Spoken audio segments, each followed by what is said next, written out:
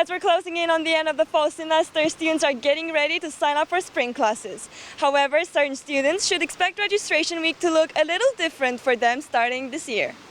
Athletes were granted priority registration and will be able to sign up for classes at the same time as seniors, graduates, and honor students.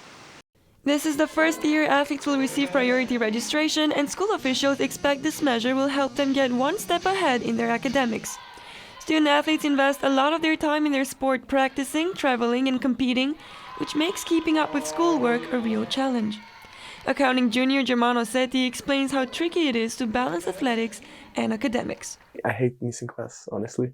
So for me, if I miss a class and I don't catch up in time, I'm gonna go to another class and then I'm getting behind, and that's the worst possible situation. So every time I try to plan my schedule as soon as possible.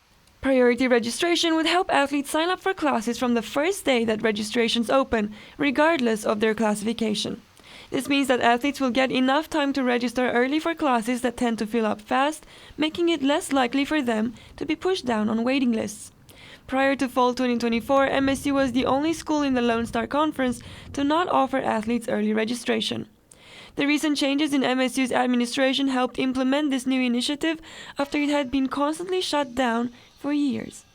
One of the arguments that made this measure so difficult to pass in the last semesters was that athletes were being given an unfair advantage to non-athletes. Seti explains why he thinks early registration is necessary for student athletes. They have more time during the day to have classes. So one class that I can either take in the morning or in the afternoon, maybe non-athletes decide to take in the morning because it's their preference. And in our situation, it's not a preference, it's like something we need to do. As a student athlete myself, I know how stressful it is to make athletics and academics work together. That's why I'm sure these news made a lot of athletes happy.